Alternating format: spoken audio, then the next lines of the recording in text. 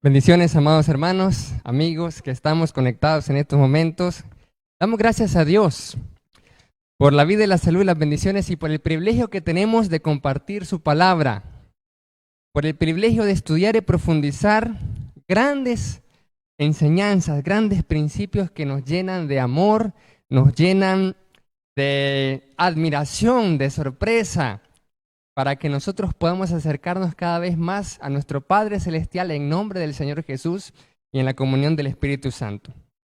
Vamos a entrar en la palabra del Señor y vamos a analizar en estos minutos una visión increíble, una visión que la podemos encontrar en el libro del profeta Isaías en el capítulo 6. Todos juntos nos vamos al libro del profeta Isaías en el capítulo 6, en los versículos 1 en adelante. Como tal vez algunos de ustedes pudieron observar, amados hermanos, en la publicidad, el mensaje de esta mañana se ha titulado Adoradores Ardientes. ¿Cómo? Adoradores ardientes. Y la pregunta que nos vamos a hacer es, ¿somos adoradores ardientes? ¿Es usted un adorador ardiente? Y por ardiente podemos decir apasionado, entusiasta, devoto, una gran piedad, entregado completamente, sacrificado. ¿Es un adorador ardiente, un adorador de fuego? Pues, ¿cómo es ser un adorador de fuego? Vamos a estar analizando todos juntos en Isaías capítulo 6, versículos 1 en adelante, donde vamos a ver a estos adoradores ardientes y la experiencia que tuvo el profeta Isaías al estar en medio de esta adoración ardiente, en medio de estos adoradores ardientes, adoradores de fuego. Y vamos a leer entonces en Isaías 6, 1 en adelante. Y dice así la palabra de nuestro Dios. En el año que murió el rey Isaías, vi yo al Señor sentado sobre un trono alto y sublime, y sus faldas llenaban el templo. ¿Cuántos se acuerdan de ese canto? Ese canto hermoso que me gusta, que está basado realmente en esta visión de Isaías 6:1 en adelante, donde dice, veo al Señor alto y sublime, sentado sobre el trono de mi ser. Y luego dice, Él es santo. Y vamos a ver en esta visión, mire qué bonito lo que está viendo Isaías. Hay algo interesante en el contexto sociopolítico que está atravesando ahorita Isaías y todo el pueblo. ¿En qué momento recibe Isaías la visión? Dice el versículo 1, en el año que murió el rey Usías. Vi yo al Señor, y comienza a describir la visión. Es interesante porque cuando nosotros leemos la historia en Crónicas, ¿qué pasó con el rey Usías?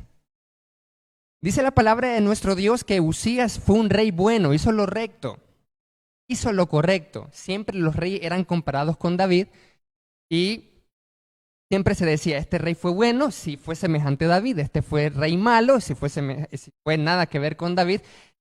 Y siempre hay una particularidad con el David. David era un adorador ardiente. Hemos hablado en algunas otras ocasiones acerca del rey David. Él quería estar en el templo, que él hizo una fiesta de adoración cuando el arca del pacto entró a la ciudad y estaba vestido con un efod de lino y estaba danzando en la presencia del Señor. Este era un adorador ardiente. Entonces los reyes que le seguían, siempre, si eran buenos, eran semejantes a David. Y entonces adoraban solo a Jehová y no adoraban a los dioses extranjeros. Y entonces, cuando el rey era malo, era porque el rey había desobedecido al Señor o era un rey idólatra que había introducido muchos dioses falsos en medio del pueblo de Israel o de Judá. En este caso, Usías era rey de Judá. Y entonces, nosotros analizamos la historia y vemos que el rey Usías era bueno y pasó cerca de 52 años reinando, porque dice la palabra que cerca de 16 años tenía él cuando fue entronizado. Fue un rey bueno, pero al final nos dice el libro de Crónicas que por su arrogancia, porque él tenía mucho poder, al punto que los reyes extranjeros, vecinos, le llevaban presentes, es decir, regalos porque era alguien majestuoso. Dice la palabra que se llenó de arrogancia. Y en una ocasión, ya al final de sus tiempos, entró al templo y cometió sacrilegio. Es decir, que Usías entró y quiso ofrecer fuego, quiso ofrecer incienso en adoración al Señor, pero a él no le correspondía. Dice la historia que el sumo sacerdote le dice: hey, a ti no te corresponde ofrecer, es a nosotros lo que nos corresponde ofrecer, a los sacerdotes, a ti no puedes entrar ahí. Pero él, como se creía muy poderoso, fuerte o espiritual, entonces creyó poder entrar en la mismísima presencia de Dios. Esto será interesante porque la visión, vamos a ver que la visión es una contraposición a lo que pasó con Usías.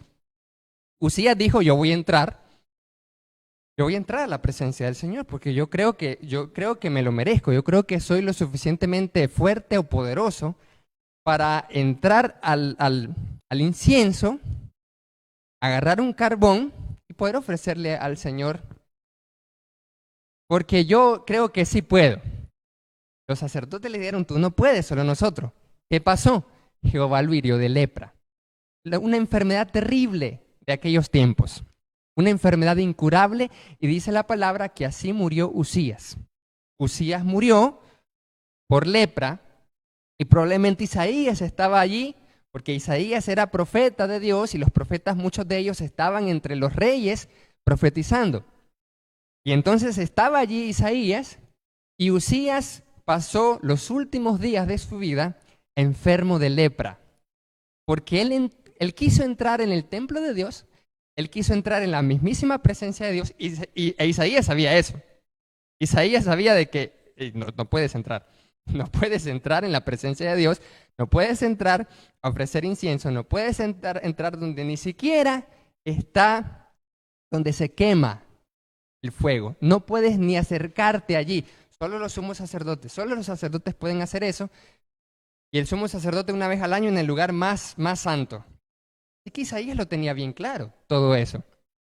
Él vio el sufrimiento de un rey que había sido bueno y luego decayó, porque él pensó que era lo suficientemente santo o espiritual, porque él se llenó de orgullo de su poder, de que él podía entrar al templo y ofrecer algo que solo los sacerdotes podían. Consecuencia, el rey Usías murió de lepra. Murió de lepra, e Isaías estuvo allí para verlo en primera fila. En el año que muere Usías, es donde le aparece al profeta Isaías esta magnífica visión. Increíble. Esta visión en Isaías capítulo 6, verso 1, dice: en el año en que murió Usías. Entonces ya el lector se ubica: ok, ya sé quién es Usías, ya sé lo que le pasó a Usías, ya sé de qué murió Usías y por qué murió de lepra.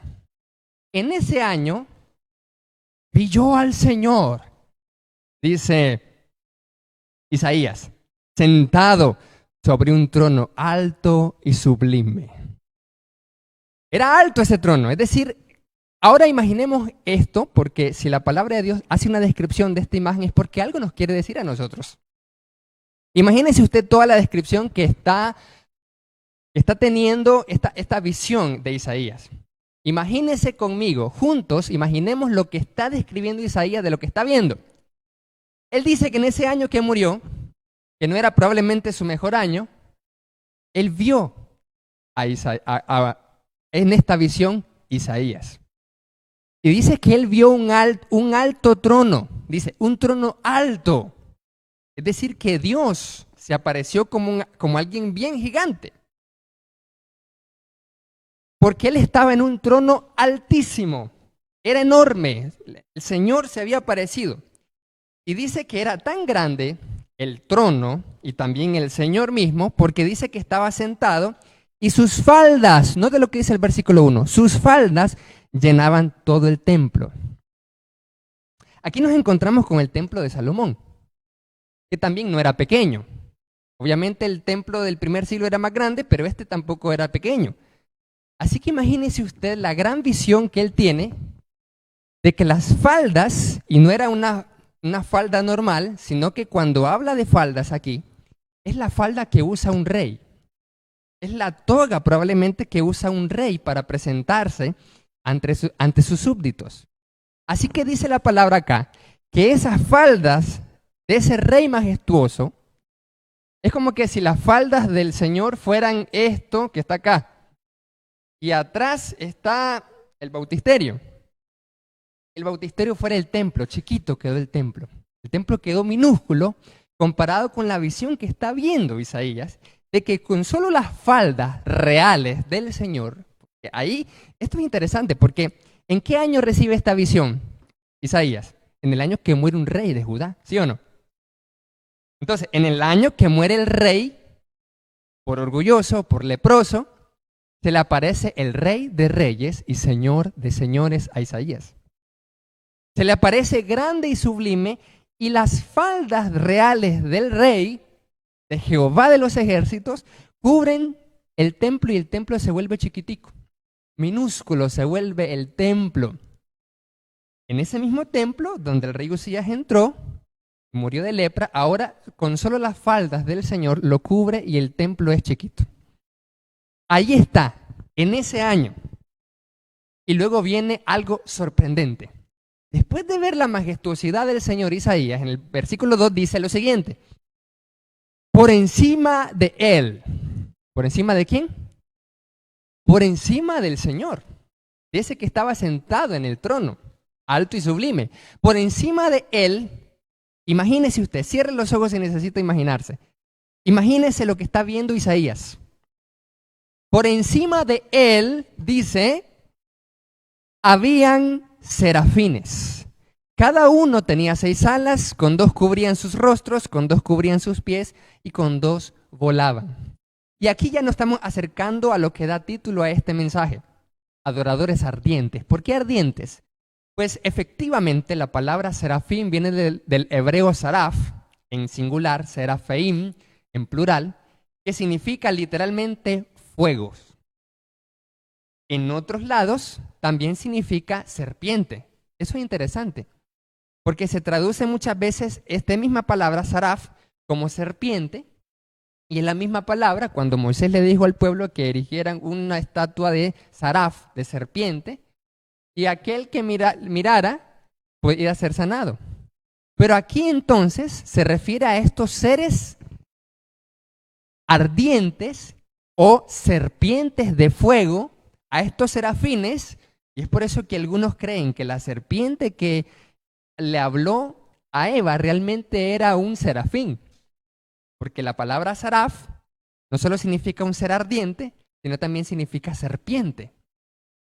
Las serpientes eran seres ardientes por su veneno. En este caso, seres de fuego. Eran encendidos como antorchas, pero no se quemaban, obviamente. Seres ardientes, saraf, seres de fuego. Y aquí vemos entonces, y uno dice, bueno, estos seres eran seres encendidos de antorchas, como ¿cuántos vieron Los Cuatro Fantásticos? Uno de los Cuatro Fantásticos, ¿cómo se llamaba? No me acuerdo cómo se llamaba uno de los Cuatro Fantásticos, pero él decía, llamas a mí, y él se encendía todo, era una antorcha humana. Entonces, lo que está viendo Isaías es que estos seres eran seres de fuego, seres ardientes. Significa literalmente la palabra saraf o sarafeín, que se traduce al español, se translitera como serafín. Serafín es lo que está aquí describiendo Isaías. Dice entonces, está el Señor sentado en su trono alto y sublime, y encima de él están volando serafines, seres ardientes de fuego, y que tenían 6 alas. Con 2 pares se cubrían el rostro. Con las otras 2 alas se cubrían los pies. Y con las otras 2 alas volaban. Eso es algo, ¿cómo usted se hubiera reaccionado en el lugar de Isaías al ver todo esto? Se hubiera desmayado, literalmente. ¿Qué hubiera hecho? ¿Qué hubiera pensado? Vamos a ver lo que pasó con Isaías. ¿Cuál fue la experiencia? ¿Qué reacción tuvo Isaías? Pero ve entonces Isaías a estos ángeles, a estos serafines, y algunos piensan que ellos se cubren el rostro porque ellos están en la mismísima presencia de Dios. y están adorando al Señor, se cubren el rostro para no ver al Señor, porque el Señor es sublime. Otros, en cambio, piensan que los serafines más bien son los seres más bellos del universo, de toda la creación, y que solo Dios puede contemplarlos, nadie más. Pero esa es una interpretación. Pero lo que más se puede acercar es que ellos realmente en el acto de adoración, allí sus rostros salen sobrando y más bien están adorando y contemplando al Señor. Todos sabemos que el rostro significa identidad. Nosotros podemos ser diferenciados con nuestro rostro. Vemos una persona y ya sabemos, sí, él es Reinaldo. El otro hermano, hermana Eugenita, por el rostro. Pero cuando uno entra en adoración al Señor, mi identidad, mi rostro, no necesito enfocarme en eso. Yo me enfoco en aquel que estoy adorando. Así que ellos se cubren el rostro y comienzan a adorar al Señor. Se cubren los pies. ¿Y qué significa eso? Algunos piensan de que los pies significa el lugar donde nosotros pisamos o el camino hacia donde nos dirigimos. Así que uno dice, debemos de guardar nuestros pies de nuestro camino, hacia donde nos dirigimos.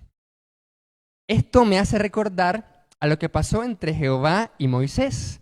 ¿Cuántos se acuerdan cuando Jehová se le apareció a Moisés?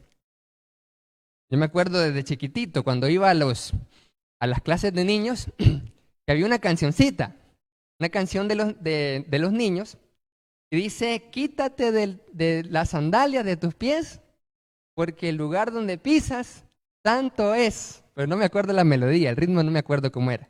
Jehová le dijo a Moisés, quítate las sandalias, porque el lugar donde estás es santo.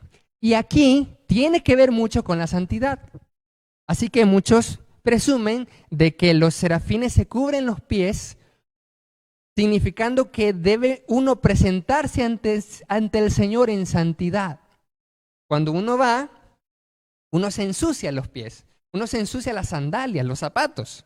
Entonces Moisés se las quita porque es un lugar santo, significando de que uno no puede entrar en la presencia mismísima de Dios con nada que no sea santo, con nada impuro, con nada inmundo. Así que lo que estamos viendo aquí es una contraposición de viaje abismal. Un rey Usías que muere de lepra porque él creyó entrar en la presencia de Dios, versus Isaías. Note esto, Isaías presenció lo de Usías y ahora Isaías está presenciando la adoración de los serafines. Lo que nos está diciendo aquí la visión es que no importa muy poderoso que seas, no importa si eres un rey de Israel o un rey de Judá, no puedes entrar en la presencia del Señor con tu rostro en alto o con tus pies sucios, porque ni siquiera los ángeles de mayor jerarquía pueden entrar así a la presencia de Dios. Los eruditos en angelología dicen que los serafines son los ángeles de mayor jerarquía de todos los ángeles que hay. Por encima de ellos, obviamente, solamente está Dios. Debajo de los serafines están los querubines, que son otros que también son interesantes. Así que un rey, por muy poderoso que sea, no importa, nunca va a llegar al nivel del poder de un serafín. Por eso esto es majestuoso. E incluso un serafín con ese poder, que no se compara con un humano, porque dice la misma palabra que los ángeles son más fuertes, son más poderosos en fortaleza con respecto a un ser humano. Ellos necesitan estar adorando al Señor con los pies cubiertos en santidad y con el rostro cubierto. No como entró Usías. Aquí vengo, yo puedo. ¿Qué solo los sacerdotes? No, yo soy el rey, yo también puedo entrar. No puedes entrar así en la presencia del Señor. No puedes entrar con tu rostro en alto. Tienes que estar cubierto. No puedes entrar con los pies sucios. Debes estar cubierto. Pero luego viene esto que es interesante. Ve Isaías estos ángeles de mayor jerarquía en los cielos, estos seres ardientes, serafines, volando con el otro par de alas. Volando, y miren lo que dice en el versículo 2, versículo 3. Y el uno al otro daba voces diciendo, Santo, santo, santo Jehová de los ejércitos, toda la tierra está llena de su gloria. Lo primero que podemos notar aquí es una cosa. Los serafines no se lo están diciendo a Dios, ¿sí o no? Estos serafines están volando, dice el uno al otro, dice por encima de Dios, volaban, con las otras dos volaban, entonces están encima de Dios, los serafines están volando, pero ellos lo que dicen aquí, santo, santo, santo, no se lo están diciendo a Dios. ¿A quién se lo están diciendo? Versículo 3. No le dicen, Dios, tú eres santo, santo, santo. No le dicen los serafines, Señor, toda la tierra está llena de tu gloria. No se lo dicen a Dios. Sí están hablando de Dios, pero no se lo están diciendo directamente a Dios. Dice el versículo 4, versículo 3, y el uno al otro daba voces diciendo. En otras versiones dice, y el uno le decía al otro. ¿Cómo es eso? Un serafín acá le decía a este otro, y este otro le decía a este otro serafín, y este otro serafín le decía a este otro, ¿y qué es lo que le decía? Santo, santo, santo. Imagínese usted, Isaías está así, no puede ni hablar.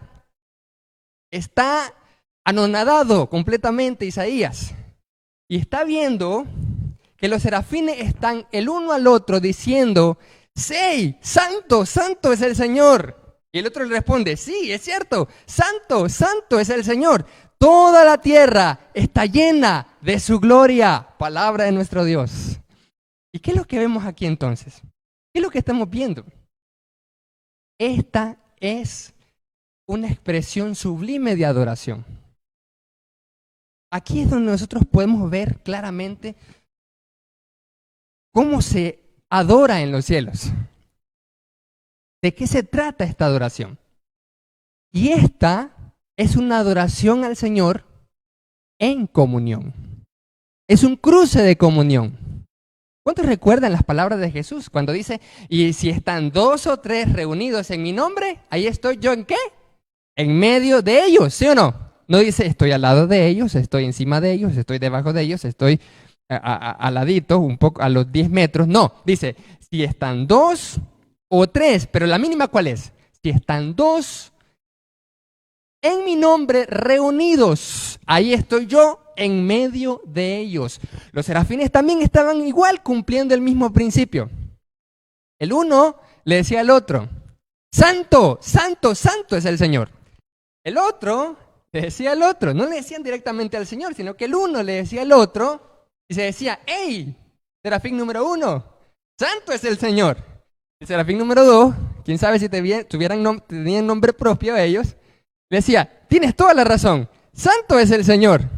Y el otro, el que estaba más para allá, le decían, hey, toda la gloria de Dios se llena en toda la tierra.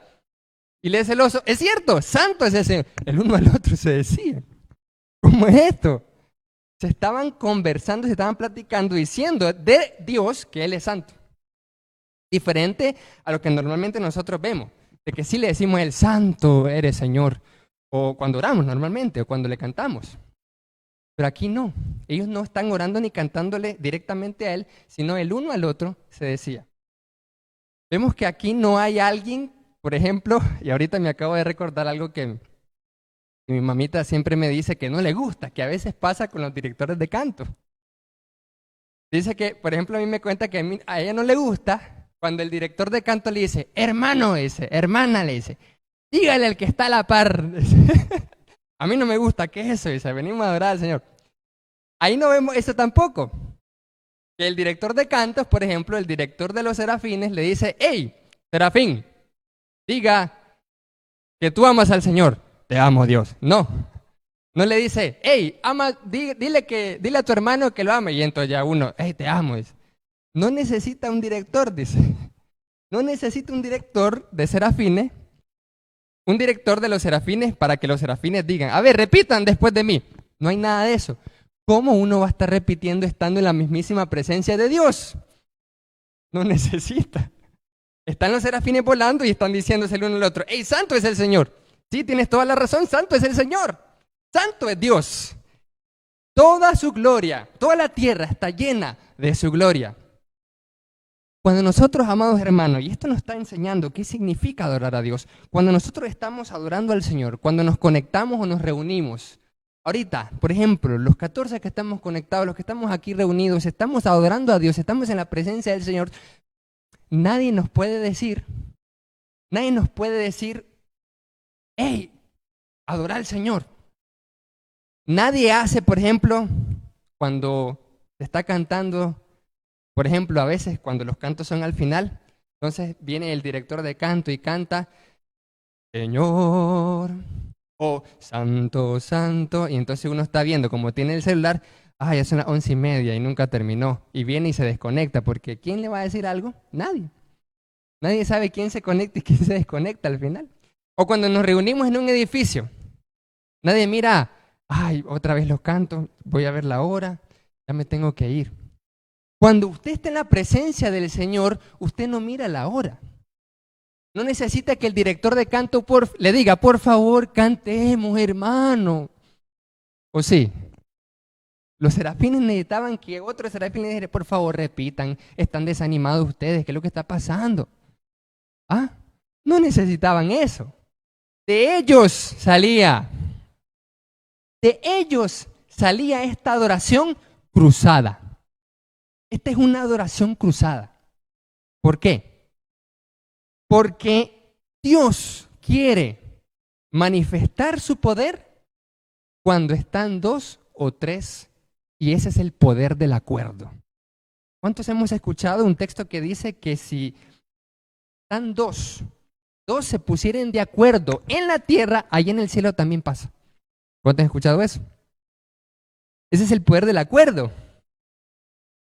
El acuerdo es algo fundamental. Si ustedes dos se ponen de acuerdo en cualquier cosa y piden eso al Padre, yo lo voy a hacer. Ese es el poder de la unidad. A ver, ¿cuántos recuerdan el arca del pacto del Antiguo Testamento? ¿Cómo estaba diseñada el arca? Estaba la tapa caporet, en hebreo, del propiciatorio. Y era una caja, más o menos de 1 metro. Lo vimos, ¿verdad? Cuando Obed-Edom recibió esa arca y fue bendecido en tan solo 3 meses.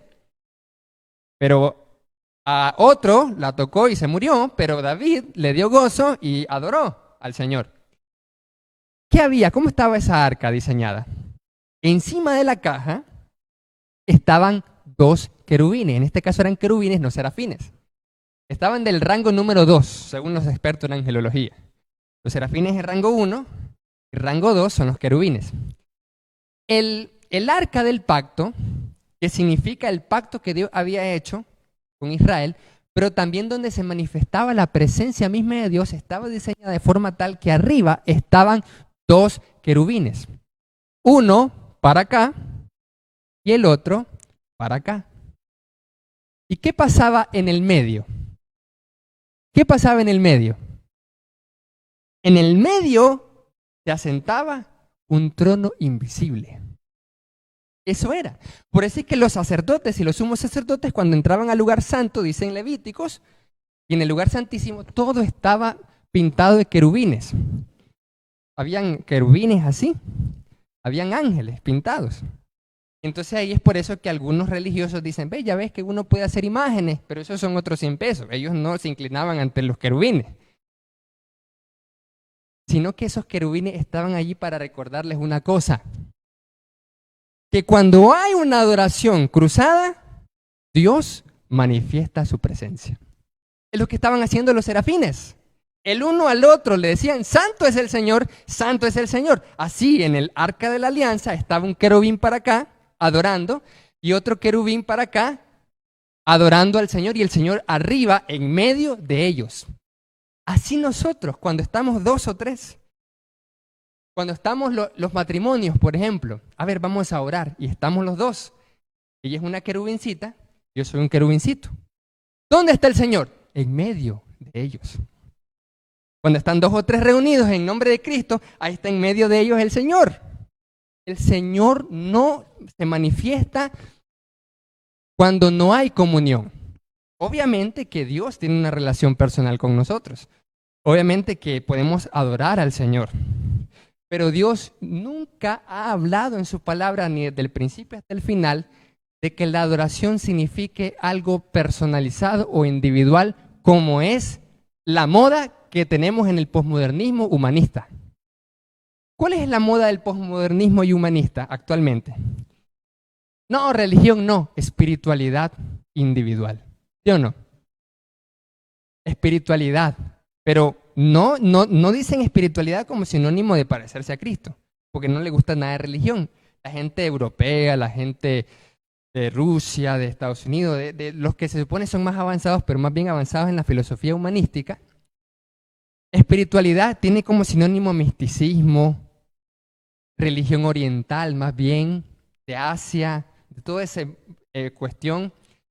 Meditar, esas son cosas espirituales, dicen. Entonces, ¿qué es? Eso es una espiritualidad individualista. Esa es la moda que hay. No, religión no. Espiritualidad individualista, donde yo tengo la opción de elegir. Yo tengo conexión con el universo, dice. Ya. O como los monjes mahometanos, los budistas, se van largo de la gente y uno es santo, alejado de todo el mundo. Es fácil ser santo, pero la cuestión es convivencia. Entonces se van largo en las montañas, largo, y entonces ahí están ellos pelones, los budistas pelones, los monjes. Entonces ahí están, y eso es espiritualidad, porque están solos ellos.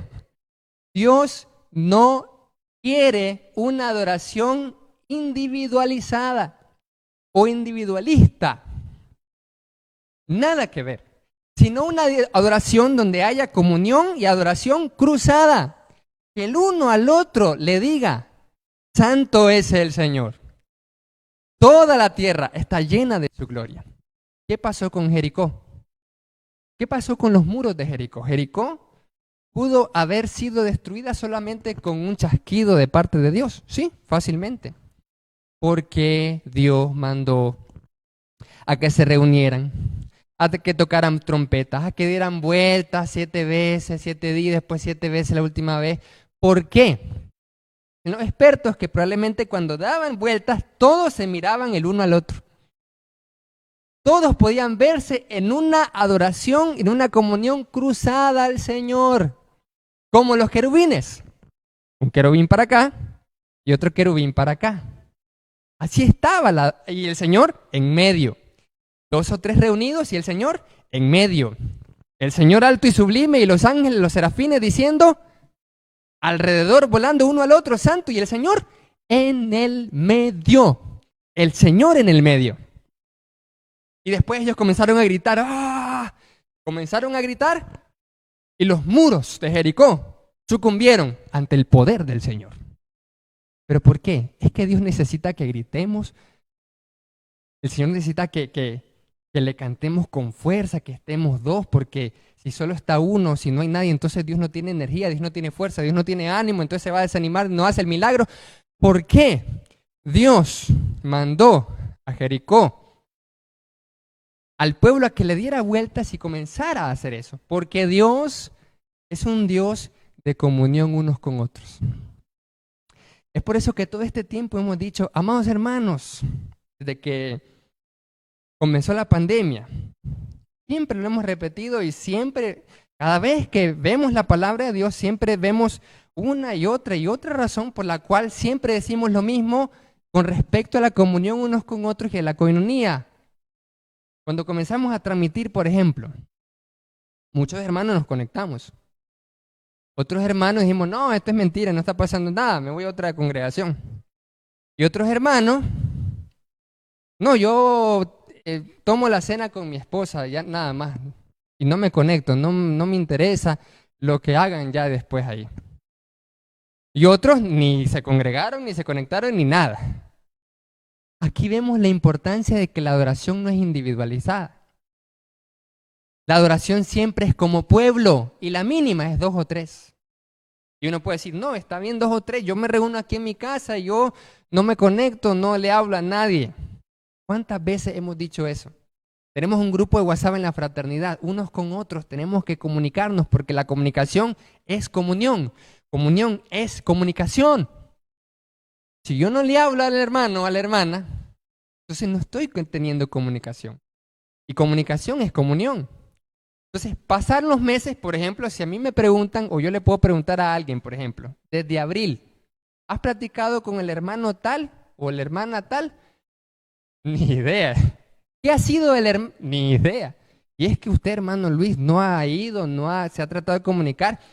Sí, hemos tratado, pero ni idea de lo que ha pasado. Que no se han conectado, hermanos que no se han conectado, hermanos que bloquean el WhatsApp para que no le mandemos mensaje. ¿Eso es una adoración verdadera? No hay adoración sin comunión.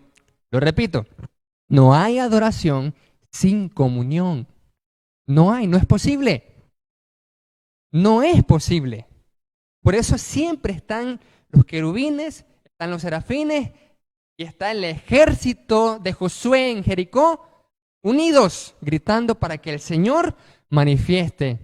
Y por eso es que uno a veces dice, ¿y por qué yo no siento, no miro la presencia de Dios? Y uno se pregunta, ¿y por qué Dios no puede derribar estos muros en nuestras finanzas, en nuestra familia, en nuestros estudios, en el trabajo? Esta enfermedad siempre son como los muros de Jericó que no se caen, son inexpugnables. ¿Por qué? Porque nosotros probablemente no estamos cumpliendo los principios, o si no, si estamos cumpliendo los principios, podemos decir, ¿y por qué yo no puedo ser prosperado? Si el hermano aquel día en la prédica de una comunidad que siembra dijo que el principio de la siembra es efectiva. Si uno siembra, va a cosechar, pero yo no miro qué cosecho. Es que lo que pasa que falta, además de activar los principios, una adoración en donde experimentemos una comunión. ¿Y eso qué es? Es una adoración cruzada.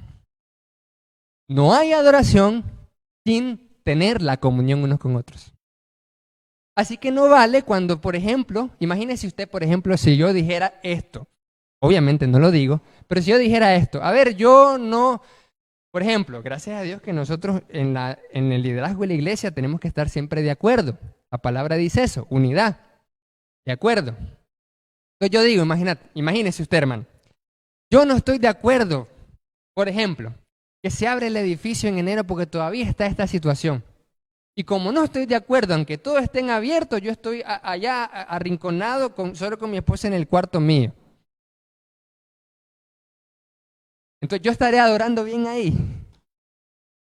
Yo no estoy adorando bien porque no estoy en el poder del acuerdo unos con otros. Por eso es que los serafines le decían, no directamente al Señor, sino que al otro le decía, santo es el Señor, porque nos conectamos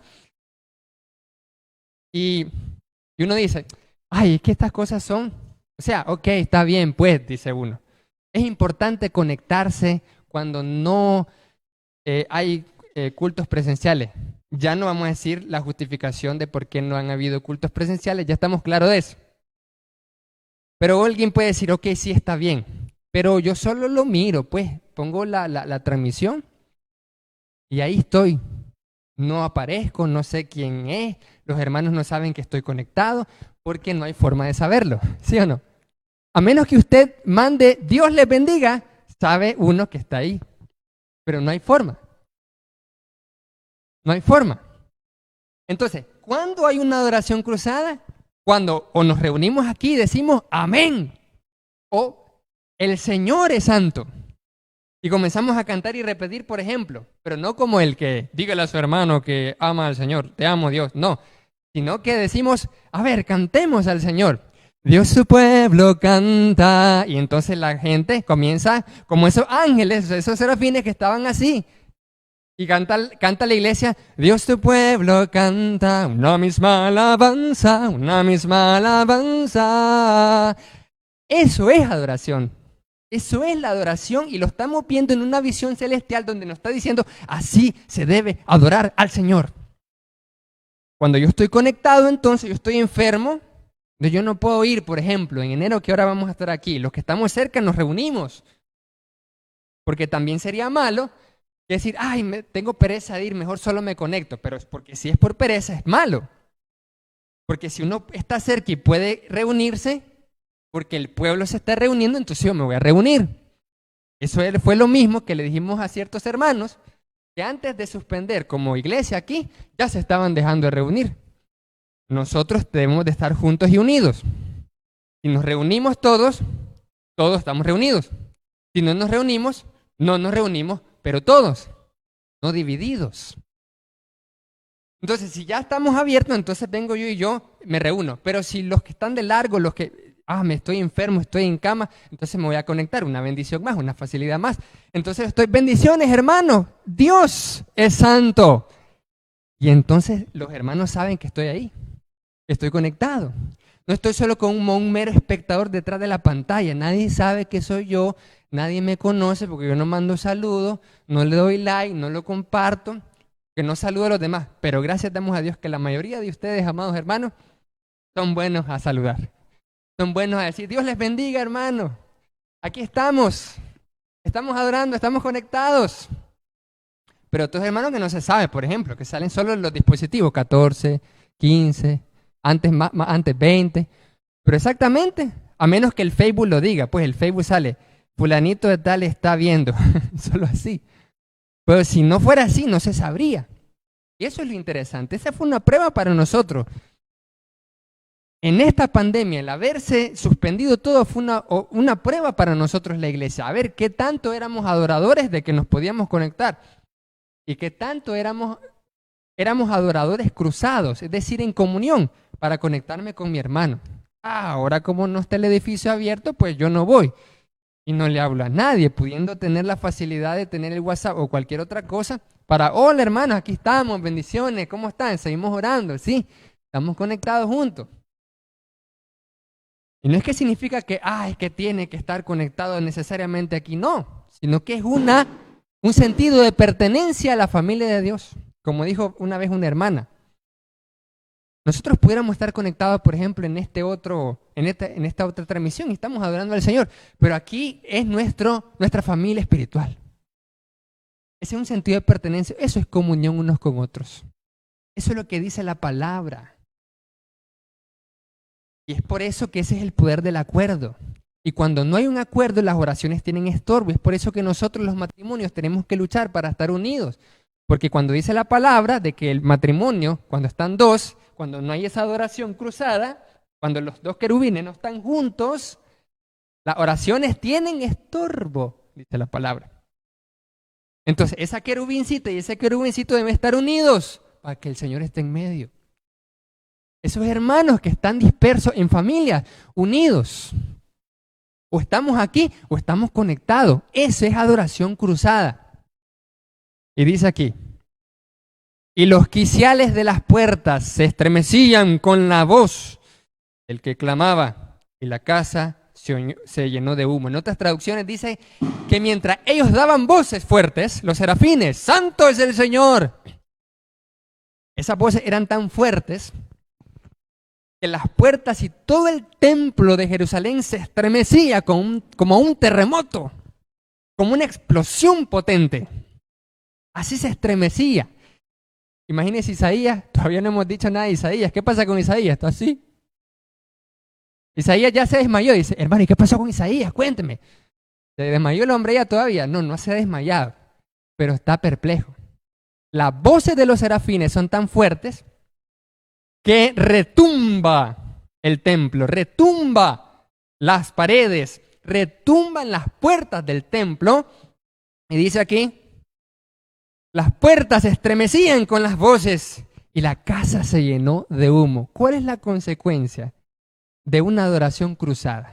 De cuando yo estoy con mi esposa, vamos a orar por esto. Y oramos porque estamos de acuerdo y se hace porque hay una adoración cruzada. ¿Qué pasa? Además de que Dios puede responder nuestras oraciones no tienen estorbos cuando hay una adoración cruzada en comunión. Es una iglesia fuerte, familias bendecidas, cuando estamos juntos, conectados, cuando estamos reunidos, cuando estamos adorando al Señor.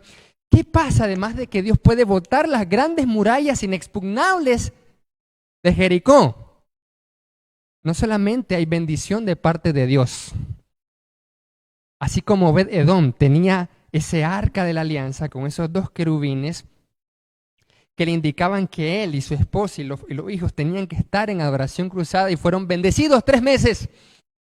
Dice la palabra que cuando hay una adoración cruzada, existe algo increíble. Los seres son ardientes de fuego, ¿sí? Cuando hay una adoración cruzada, dice aquí la palabra, la casa, el templo, se llena de humo. ¿Cómo es eso? ¿Y por qué significa eso que se llenó de humo? Apocalipsis capítulo 15, en Apocalipsis capítulo 15 nos dice qué es eso. ¿Qué es el humo que llena toda la casa, todo el templo? Apocalipsis 15, 8 dice de la siguiente manera, y lo vamos a leer porque es un texto increíble. Apocalipsis 15, 8 dice así, y el templo se llenó de humo. Y Apocalipsis nos dice qué es ese humo de Isaías. Isaías solo nos dice que la casa se llenó de humo cuando los serafines estaban adorando al Señor. Y dice el versículo 8 de Apocalipsis capítulo 15, y el templo se llenó de humo por la gloria de Dios y por su poder. Ese es el humo. Cuando hay una adoración cruzada, se llena su casa de la presencia del Señor. Cuando usted está orando con su esposa, con su esposo, se llena de humo la casa.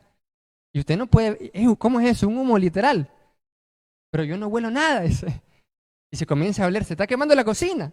No, es la presencia de Dios en esa oración. Está la esposa, está el esposo y se llena de humo cuando adoramos al Señor así. Se llena de humo porque está el humo de la presencia, de la gloria de Dios y del poder del Señor. ¿Cuántos quieren que su casa esté llena de humo? Nadie. Humo de la presencia de Dios, humo de la gloria de Dios, humo del poder de Dios. Pero eso, ¿cuándo pasa? ¿Cuándo hay humo? ¿Cuándo la casa se llena de humo de la gloria de Dios? Y uno puede decir, ¿qué es la gloria de Dios? La gloria es la bondad de Dios. Muéstrame tu gloria. Dice el canto, muéstrame tu gloria, tu rostro quiero ver, tu voz yo quiero oír. Eso es la gloria de Dios. ¿Qué es la gloria de Dios? Muéstrame tu gloria, le dijo Moisés. Entonces Dios le dijo, yo te voy a mostrar mi bondad. Suave, ¿notaron esta conversación entre Moisés y Dios? Cuando Moisés le dice, muéstrame tu gloria, como el canto, ¿qué es ver la gloria de Dios? Pregunto, ¿qué es ver la gloria de Dios? ¿Qué es ver el humo de la presencia de Dios, de su poder, de la gloria de Dios? ¿Qué es? Ojo, ¿qué dijimos ya? Cuando en la casa, cuando en la iglesia, cuando en la familia, cuando en el matrimonio hay una adoración cruzada, y ya sabemos que es adoración cruzada, cuando le decimos al Señor, santo, santo, santo eres, pero se lo decimos al otro. Es decir, estamos conectados. Cuando estamos conectados y decimos, Dios les bendiga, hermanos, santo es el Señor, estamos conectados en las redes o cuando estamos aquí reunidos. Esa es la adoración cruzada. Cuando eso pasa, las bendiciones se activan. Y cuando eso pasa, la casa se llena de humo. ¿Cómo vamos a ver el humo de Dios?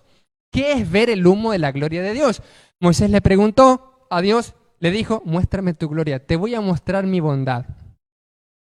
Y luego, la silueta de Dios le mostró en parte a Moisés. Pero, ¿qué es eso? ¿Por qué Dios le dice, te voy a mostrar mi bondad, cuando Moisés le dijo, muéstrame tu gloria? Muéstrame tu rostro. Como dice el canto, muéstrame tu gloria. Tu rostro quiero ver, tu voz yo quiero oír. Cuando nosotros vemos a Dios a través de las bendiciones, cuando nosotros vemos el rostro de Dios, cuando manifiesta su bondad en nuestra vida. Él ha manifestado su bondad máxima en Cristo Jesús cuando fuimos bautizados para el perdón de nuestros pecados. Y me gusta algo que siempre repite el hermano Reinaldo en todos sus videos que he grabado. Y dice, yo estoy agradecido siempre, y yo siempre lo repito, dice el hermano Reinaldo, y siempre voy a decir que todo lo que tengo es gracias a Dios y Él ha sido bueno conmigo. La bondad de Dios, ver el humo lleno de la gloria de Dios en la casa, es ver, y pongo el ejemplo del hermano Reinaldo, es ver a su esposa en su casa y decir, Dios me dio esta esposa, qué bendición. Ahí mira la gloria de Dios. Ahí mira el humo lleno. Y usted dice, gracias a Dios tengo el alimento. Usted mira el humo de la gloria de Dios. Usted dice, el Señor me dio a mi hija, dice Marco, por ejemplo, y me la sacó de las puertas de la muerte, que es la unidad de cuidados intensivos. Yo estoy viendo el humo de la gloria de Dios. Estoy viendo allí la gloria de Dios. Estoy viendo su bondad. Cuando yo miro la gloria, el Señor me muestra su bondad. La palabra gloria significa fama y reputación. ¿Por qué Dios dice que su bondad es su gloria? Gloria es, como en términos de marketing, Marco hablaba del marketing de excelencia, la reputación de la marca, el branding. Entonces Dios en la antigüedad competía, y no es que los otros dioses eran como que fuertes y entonces se daban duro, no, competía por el corazón de su pueblo. El problema es que el pueblo era tan duro que su corazón no solo se lo daba a Jehová, sino que después se quitaba su corazón a Jehová y se lo daba a los Baales, y a los dioses antiguos, falsos, ídolos. Entonces, ¿cómo manifestaba la gloria el Señor? ¿Se acuerdan lo que dijo Marco la otra vez?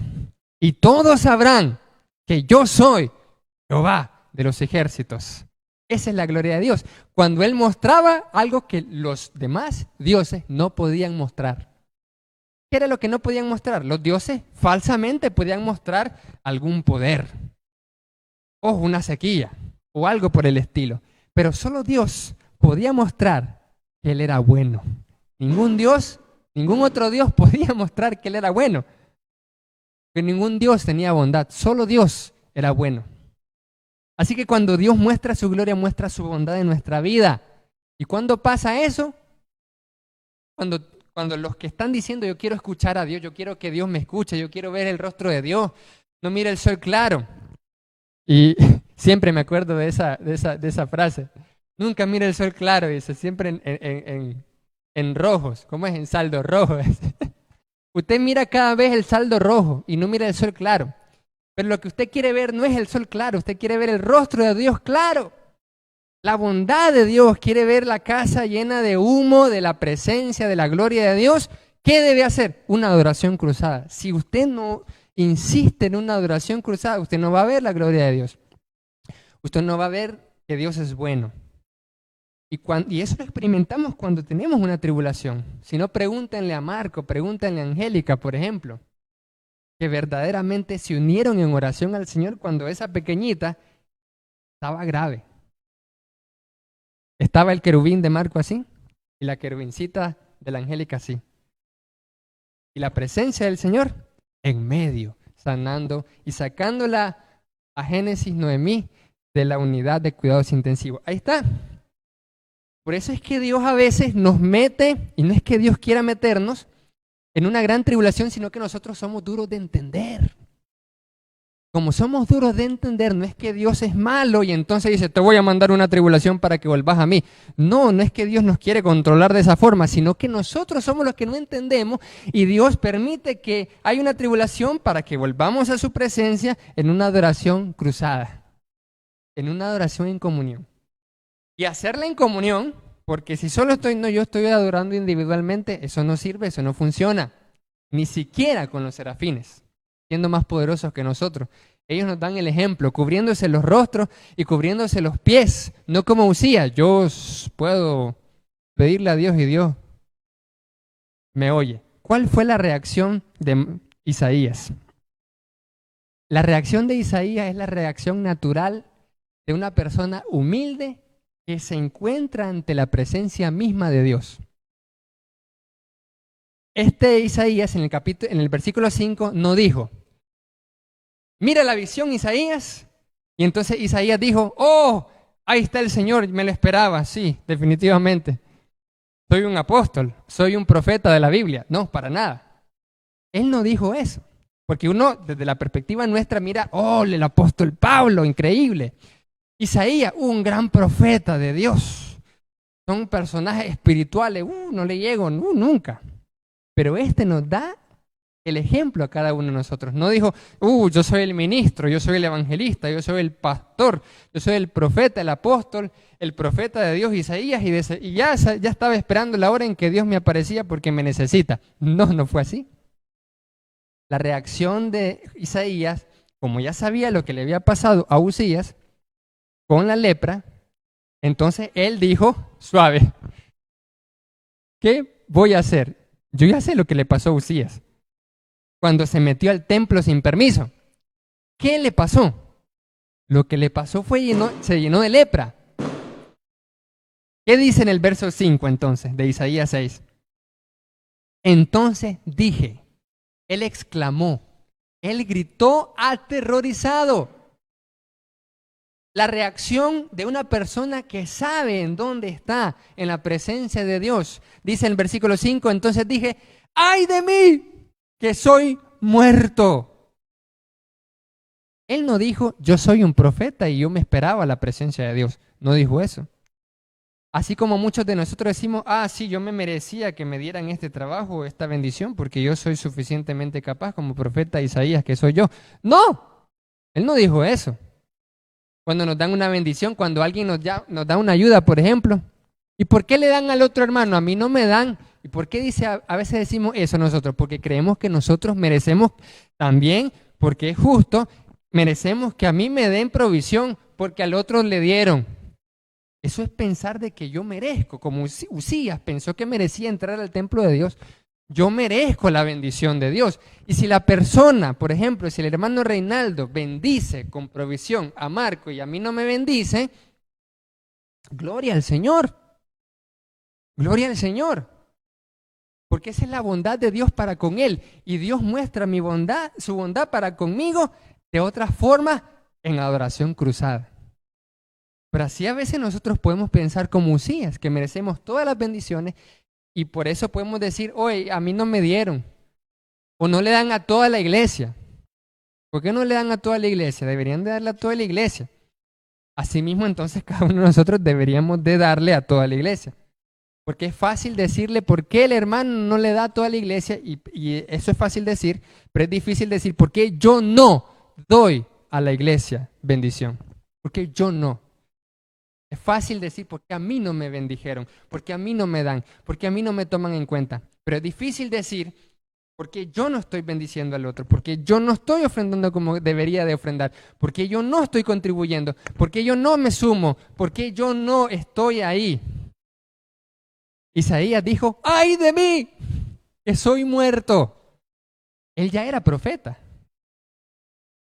y se sintió como el más último, porque dice, porque siendo hombre inmundo de labios y habitando en medio de pueblo que también tiene labios inmundos, han visto mis ojos al Rey Jehová de los ejércitos. El rey Uzías había muerto y ahí estaba el Rey Jehová de los ejércitos. Esa es la actitud que debemos de nosotros presentarnos ante la presencia del Señor. No decir, ya demasiado tiempo, ya me voy mejor, ya no canto. Y como hicimos algunas observaciones, por ejemplo, los domingos pasados, estábamos nosotros viendo de que a veces en las transmisiones, todo este tiempo hemos hecho análisis de las transmisiones y a veces nos hemos fijado que cuando está el mensaje hay muchos dispositivos conectados y cuando toca la alabanza se hacen menos dispositivos.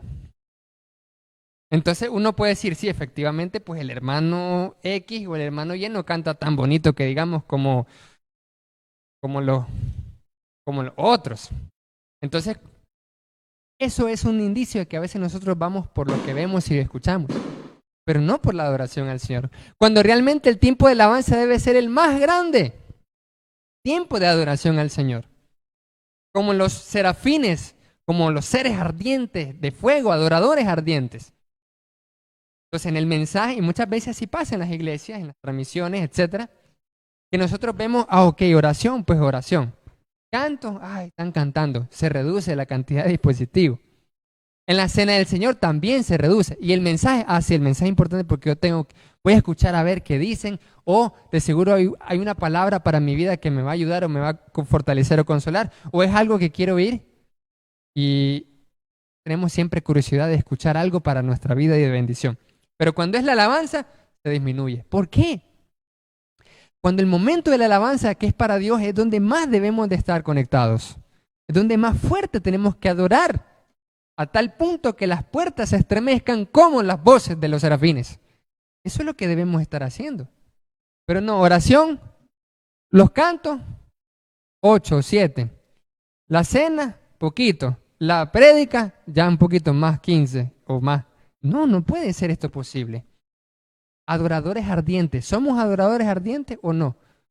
Un adorador ardiente es el que tiene esa pasión a Dios y también que tiene comunión unos con otros. Y tiene la humildad de decir, ¡ay de mí que soy muerto! Estoy en la presencia del Señor. Versículo 6. Y voló hacia mí uno de los serafines. Oh, qué interesante. Teniendo en su mano un carbón encendido tomado del altar con unas tenazas. ¿Quién había entrado al templo, al altar para quemar incienso? ¿Quién había entrado? ¿Nadie se acuerda? Usías, dicen por aquí, es cierto. Por eso fue clave mencionarlo al principio. El rey Usías entró con los pies sucios y con el rostro altivo al altar para ofrecer incienso. Y le dijeron los sacerdotes, tú no puedes hacer eso, estás entrando en la mismísima presencia de Dios. Ahora Isaías, que había visto eso, ahora mira una visión increíble y dice, ¡ay de mí que estoy muerto! ¿Qué es lo que hace? Observa que uno de los serafines toma del altar, porque acuérdense que el templo está allí, acuérdense que las faldas de Dios Todopoderoso está llenando completamente el templo y llenando el humo de la gloria y la presencia de Dios. Se le acerca entonces con unas tenazas que había sacado un carbón encendido de ese altar donde Usías había ofrecido con sacrilegio. Había ofrecido, y por eso Usías había quedado con lepra y se había muerto después de 52 años de reinado en Judá. Este hombre recibe a ese serafín que sí tiene en la presencia del Señor cubiertos los pies, no como Usías. Siendo serafín, ya habíamos mencionado que va un serafín poderoso a un simple hombre mortal. Con sus rostros llenos de humildad, cubiertos, y con sus pies llenos de santidad, para poder decir, santo, santo, santo, aquel que está sentado en el trono alto y sublime. Se le acerca y dice el versículo 6, tomando del altar con unas tenazas, voló hacia mí uno de los serafines teniendo en su mano un carbón encendido, y tocando con él sobre mi boca, dijo, he aquí que esto tocó tus labios y es quitado tu culpa y limpio tu pecado. ¿Quién es el único que puede perdonar pecados? Es Jesucristo. Esta es una visión de Jesucristo. Y Juan dice, cuando habla de Isaías, que Isaías vio la gloria de Jesús. Ese es el que está sentado en el trono. Ese es el rey. Y aquí hay una discusión teológica sobre cuándo comenzó entonces el reinado de Cristo. Si ya es un rey en la visión de Isaías. Entonces, ¿qué pasa? En ese momento, los labios ya no son inmundos. No le pasó como Usías, que en ese mismo altar se llenó de lepra. Ahora el carbón de ese mismo altar lo purifica a Isaías. Y ahora sí puede hablar. Él dice, ¡ay de mí, que tengo labios inmundos! ¿Cómo voy a hablar? ¿Cómo voy a ser profeta? Un profeta era boca de Dios. Tengo labios inmundos. He aquí, dice el versículo 7. Tocando con él sobre mi boca, dijo, he aquí, yo estoy tocando con esto. Tocó tus labios y es quitado tu culpa y limpio tu pecado. Cuando eso pasa, Isaías ya no vuelve a ser el mismo de antes. Saulo de Tarso iba corriendo, persiguiendo a la iglesia. El Señor se le apareció y lo tumbó y yo lo miro postrado. Saulo, ¿por qué me persigues? ¿Quién eres, Señor? Le dice. Cuando alguien entra en la presencia del Señor, realmente es lo único que puede decir. ¡Ay de mí! Pero aquí está limpio el pecado ahora de Isaías. Y entonces ahora él puede oír la voz de Dios. ¿Cuántos se acuerdan ese canto? Muéstrame tu gloria, tu gloria. Está la gloria del Señor, Isaías la está viendo. Tu voz yo quiero oír. Ahora sí puede escuchar algo interesante. Ahora Isaías va a escuchar la reunión más importante que el cosmos y el universo puede tener. La reunión de la deidad. Una reunión de discusión, de planificación. Imagínese que usted entre al gobierno y usted esté ahí presenciando una reunión de planificación gubernamental, o entre a la oficina de la alta gerencia de una empresa y esté ahí escuchando los grandes planes estratégicos de una multinacional, una gran corporación. Eso no es nada comparado con lo que está presenciando Isaías. Una reunión divina, celestial. Ahora sí, que puede tener labios puros porque fueron tocados con el carbón del altar. Ahora sí puede escuchar. Isaías puede escuchar esa reunión magnífica y dice la palabra: después oí la voz del Señor que decía. Ahora puede oír. No solo puede hablar con santidad, puede escuchar. Dice: ¿a quién enviaré? ¿Y quién irá por nosotros? ¿Quién irá por nosotros? ¡Wow! Es el Padre, el Hijo y el Espíritu Santo hablando allí. El que está sentado en el trono dice: ¿a quién enviaré? ¿Y quién irá por nosotros? No está hablando de él con los serafines. Está hablando de el Padre, el Hijo y el Espíritu Santo en reunión trascendente. Y en esa reunión, el que está sentado en el trono dice: ¿a quién iré? ¿A quién enviaré? ¿A quién enviaré? ¿Y quién irá por nosotros? Eso es algo increíble. Entonces respondí yo, dijo Isaías: no hay nadie más.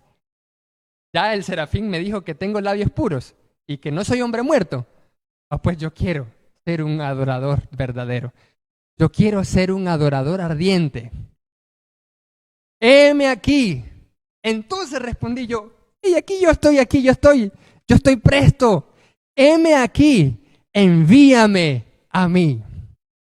Iglesia, la adoración cruzada no es solo para quedarse enfrente de la zarza ardiente.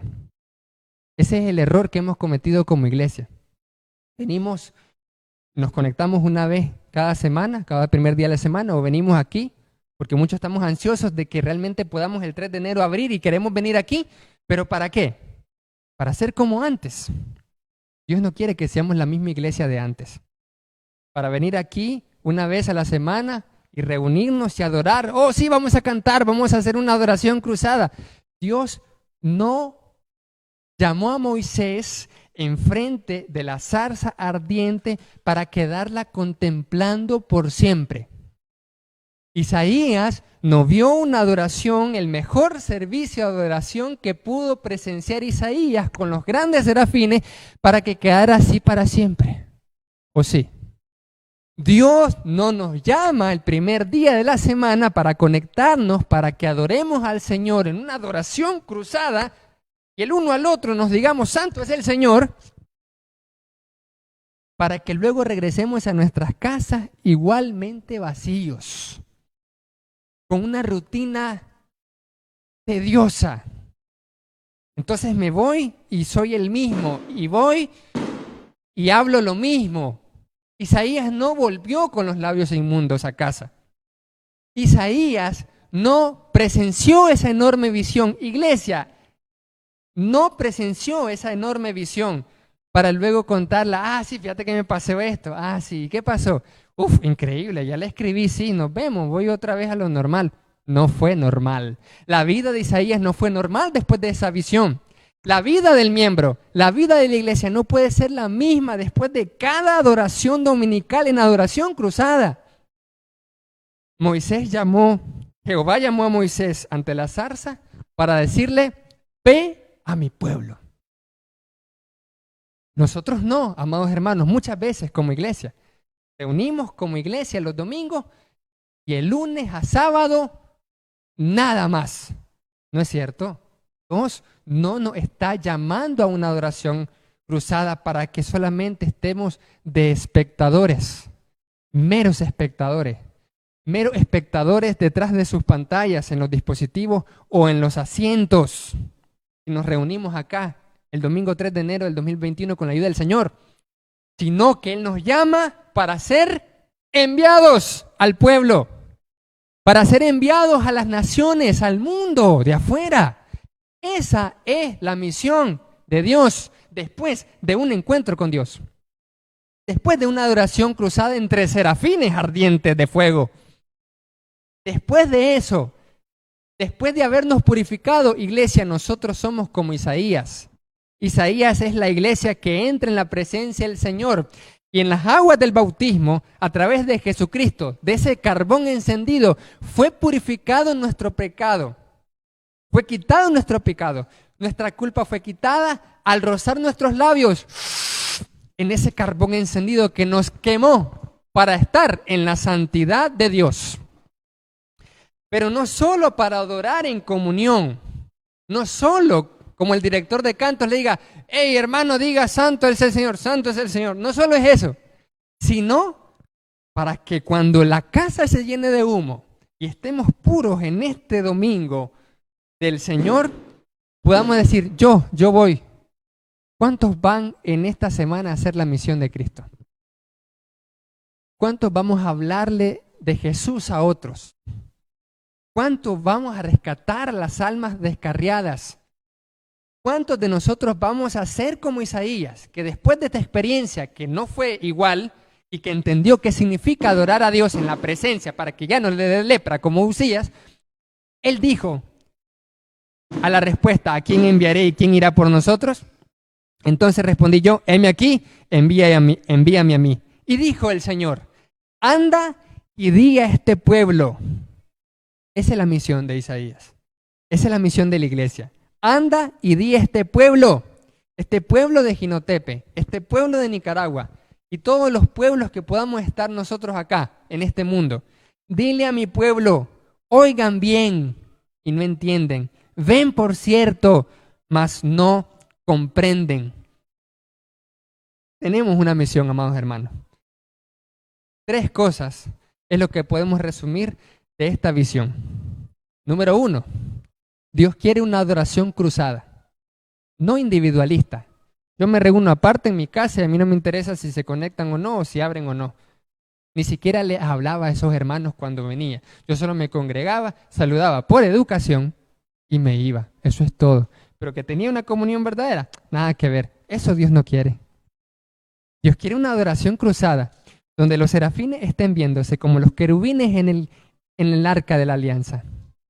Que estemos en comunión unos con otros, que estemos conectados realmente, que nos importe alabar al Señor. Y no solo, yo solo escucho la palabra y después, cuando es momento de la alabanza, me voy a hacer otras cosas. Uno no sabe, pero ¿cuántos de nosotros, por ejemplo, todo este tiempo los hermanos nos hemos conectado y haciendo el desayuno o todavía dormidos o todavía ahí y entonces conectado? Como yo me conecto, entonces todavía sí. O voy a aprovechar a hacer el almuerzo, porque como yo no estoy en la iglesia, pero no estamos concentrados en la presencia de Dios. Entonces, aprovecho a almorzar, aprovecho a desayunar, aprovecho a limpiar. Mientras estoy escuchando ahí la prédica y el momento de cantos, pues estoy medio escuchando, pero yo no estoy cantando en mi casa. Dios quiere una adoración ardiente, una adoración apasionada, una adoración cruzada unos con otros. Punto número 1 de la enseñanza de esta mañana. Punto número 2. El Señor nos dice, te he purificado, como Isaías. La actitud de humildad. ¡Ay, soy hombre muerto! No te preocupes, estás purificado en Cristo Jesús. Debemos acercarnos en esa adoración cruzada con el rostro en tierra, con los pies santos, porque el lugar es santo. Quítate de ti tus sandalias, porque el lugar donde pisas, santo es, le dice Jehová a Moisés. Y número 3, Dios no nos trajo hasta aquí para volver atrás. Hay un canto que dice así: Dios no nos trajo hasta aquí para volver atrás. Nos trajo aquí a poseer la tierra que Él nos dio. Van a haber gigantes, sí. Van a haber titanes. Y el canto dice: y aunque gigante se encuentre allá, yo nunca temeré. Nos trajo aquí a poseer la tierra que Él nos dio. 3, no nos trajo el Señor a la zarza para verla solo. Oh, qué bonita esa zarza. Arde y no se consume. Qué bonito es el Señor. Qué bonito estuvo el culto. Qué bonita la alabanza con el hermano invitado. Qué bonito el dúo. Qué bonito el trío de hermanos de La Habana que cantan muy bonito. Y luego regresar a la casa igual y no cumplir la misión del Señor. Qué bonito el mensaje o qué bonito el servicio. Y así cada domingo. Imagínense, yo no imagino a Isaías volviendo: qué bonito Serafín. Qué bonito Serafín. ¿Cómo le hacían? Eran bonitos esos tipos. ¿Ah? Esos serafines son bien bonitos. Estuve un domingo.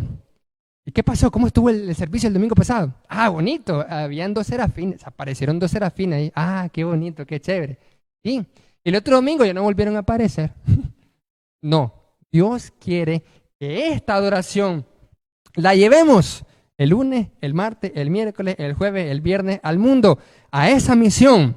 Porque el Señor está diciendo: ¿quién enviaré? ¿Quién irá por nosotros? Respondemos, iglesia: yo. Heme aquí, envíame a mí. Que Dios les bendiga a todos, amados hermanos en Cristo Jesús.